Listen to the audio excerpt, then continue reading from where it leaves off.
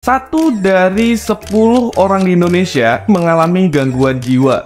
Dan jujur aja, banyak orang yang kurang aware terhadap kesehatan mental ini sendiri. Di tahun ini, beberapa bulan yang lalu, itu temen deket gua, sahabat gua, itu baru saja melakukan hal yang menurut gua tidak pantas untuk dicontoh. Karena memang kesehatan mentalnya yang sedikit terganggu, mungkin mentalnya kena. Dia sampai nekat melakukan hal bodoh, sampai nekat melakukan hal yang seharusnya itu tidak dilakukan. Dia nekat mengakhiri hidupnya sendiri dengan cara yang dia inginkan. Jadi mulai dari sini gue pengen mengajak kalian untuk ayo kita sama-sama peduli terhadap kesehatan mental diri kita sendiri dan kesehatan mental orang yang ada di sekitar kita. Yuk, bisa yuk semuanya begitu kompak. Halo semuanya, di segmen baper kali ini, gue Bang Satria akan membicarakan sesuatu hal mengenai kesehatan mental. Karena beberapa hari ini gue coba untuk ngeliat-liat sosmed, ngeliat-liat Instagram, ngeliat TikTok, itu banyak banget berita yang menginformasikan bahwa 1 dari 10 orang di Indonesia mengalami gangguan jiwa. Dan jujur aja, banyak orang yang kurang aware terhadap kesehatan mental ini sendiri. Contoh, banyak banget orang-orang yang sering membandingkan hidup orang lain dengan hidup orang yang lain lagi. Membandingkan pencapaian orang lain dengan pencapaian orang lain lagi. Paham nggak maksud gue sampai sini? Paham kan? Pasti paham lah ya. Terlebih lagi mungkin banyak dari teman-teman semua yang udah tahu juga kalau di tahun ini beberapa bulan yang lalu itu teman deket gue, sahabat gue itu baru saja melakukan hal yang menurut gue tidak pantas untuk dicontoh. Karena memang kesehatan mentalnya yang sedikit terganggu, mungkin mentalnya kena. Dia sampai nekat melakukan hal bodoh, sampai nekat melakukan hal yang seharusnya itu tidak dilakukan. Dia nekat mengakhiri hidupnya sendiri dengan cara yang dia inginkan. Itu kan perbuatan yang tidak seharusnya terjadi. Dan sebenarnya hal itu bisa diantisipasi. Diantisipasi dengan cara apa? Dengan mencoba untuk merawat kesehatan mental kita. Gimana sih cara merawat kesehatan mental kita? Itu cuman kita sendiri yang tahu. Kita sendiri yang bisa mengontrol. Karena kebanyakan orang zaman sekarang itu lebih mengukur tingkat kebahagiaannya dengan sesuatu hal yang ada di luar dari diri kita. Contoh ya, ini contoh. Dia baru bisa merasa bahagia kalau dia mampu membeli sesuatu hal yang orang lain punya, contohnya itu. Padahal belum tentu dia butuh sesuatu hal itu.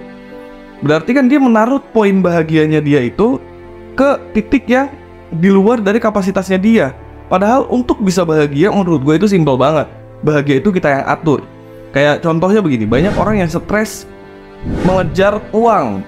Mereka kerja mati-matian nyari uang.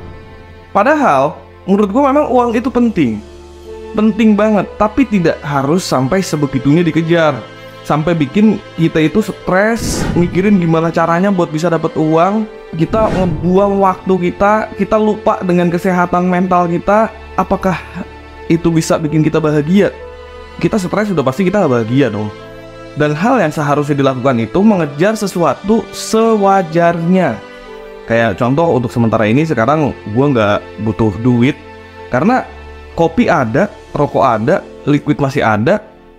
Jadi gue gak butuh duit. Gue baru butuh duit saat kopi habis, rokok habis, liquid habis. Sesimpel itu. Dan biasanya juga ya, faktor-faktor yang bikin orang itu bisa terkena gangguan mental itu karena faktor eksternalnya. Jadi orang-orang di sekitarnya ini sering entah membuli, entah memojokkan dia, entah memberikan omongan-omongan yang kurang enak didengar. Dan ini mirisnya sih, banyak omongan-omongan ini datangnya dari pihak keluarga.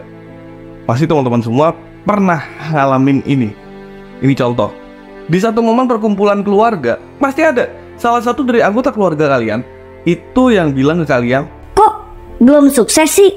Anaknya Pak Anto aja sekarang udah sukses. Kok kamu masih begini-gini aja?" Pasti ada yang begitu. Atau yang paling sering terjadi, "Kok kamu belum nikah sih? Tuh lihat, anaknya Bu Yanti sekarang udah nikah, anaknya udah 2. Kok kamu masih begini-gini aja? Padahal kan, menurut gue pribadi ya, kebahagiaan itu kita sendiri yang tahu. Apakah dengan menikah itu bisa membuat dia bahagia? Enggak, belum tentu. Toh banyak orang-orang yang sudah menikah tapi dia tidak bahagia, banyak banget.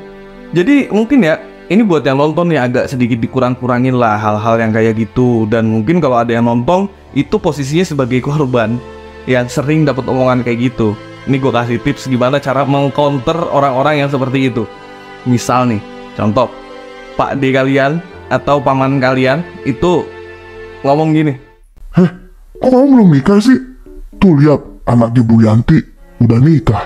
Sekarang udah punya anak 2. cara ngebalikinnya gampang. Iya nih Pak D, belum ada yang mau kali ya sama aku. Tapi kalau dipikir-pikir Pak D kapan meninggal? Tuh, lihat, Pak D-nya temanku aja udah meninggal. Itu teman seangkatannya Pak D kan? Masa Pak D belum meninggal sih umur segini? Kapan meninggal Pak D? Itu simpel, sama halnya dengan itu kan. Tinggal kita balikin aja, tapi jangan dicontoh ya, itu bisa kena lagi nanti mental orang. Tapi ya, terlepas dari apapun itu, bicara soal kesehatan mental, itu semua balik ke diri kita sendiri. Balik ke kesadaran kita terhadap sesuatu, apapun itu. Kita harus memiliki kesadaran. Contoh, misalnya gue mau mencoba untuk memulai usaha kecil-kecilan. Contohnya gue pengen jual gorengan gitu kan. Nah, pasti akan ada aja orang-orang yang berpikiran atau ngomong hal yang nggak ngenakin.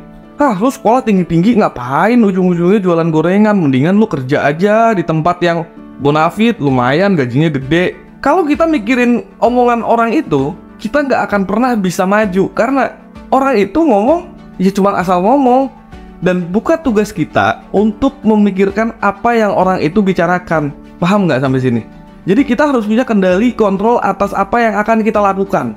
Kalau misalkan memang kita ingin memulai sesuatu, fokus terhadap apa yang ingin kita mulai. Jangan fokusnya terhadap apa yang omongan orang itu bicarakan terhadap kita. Itu di luar kapasitas kita. Kita tidak punya kendali untuk bisa mengkontrol orang-orang ini akan bicara seperti apa terhadap kita.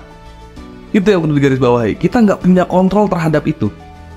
Kita hanya memiliki kontrol terhadap diri kita sendiri. Tindakan apa yang akan kita ambil setelah kita mendapatkan omongan-omongan yang nggak ngenakin itu. Orang tidak akan terkena gangguan mental apabila bisa secara baik mengkontrol diri kita sendiri, tidak begitu merespon hal-hal negatif yang masuk ke dalam diri kita. Kita berusaha untuk merespon hal-hal itu dengan hal-hal yang positif. Kesehatan mental kita terjaga. Cuman banyak orang yang tidak bisa menjaga pola itu. Bahkan mungkin minim banget orang yang bisa mengkontrol sesuatu hal yang ada dalam diri kita sesuai dengan kendali kita. Kita lebih banyak dikontrol sama keadaan. Dan jujur, kenapa gue angkat tema tentang kesehatan mental ini? Karena menurut gue, kesehatan mental ini penting banget. Banyak banget orang yang tidak peduli dengan kesehatan mental. Contoh, orang yang saling menghujat, orang yang saling menjatuhkan, orang yang dengan gampangnya ngatain orang lain. Apakah itu orang peduli dengan kesehatan mental orang gitu? Udah pasti nggak peduli. Dan banyak sekali kasus-kasus orang yang mengakhiri hidupnya sendiri yang sudah pasti faktornya itu adalah karena kesehatan mentalnya yang kurang baik. Mungkin kita bisa mengawali peduli terhadap kesehatan mental itu dari rumah. Mungkin buat kalau kalian orang tua yang nonton video ini, coba mulai untuk menjaga kesehatan mental anaknya. Kalau kalian di circle pertemanan, kalian coba untuk peduli kesehatan mental teman-teman kalian. Supaya apa? Supaya tidak ada lagi rantai-rantai kematian yang terjadi karena mereka melakukan hal yang bodoh.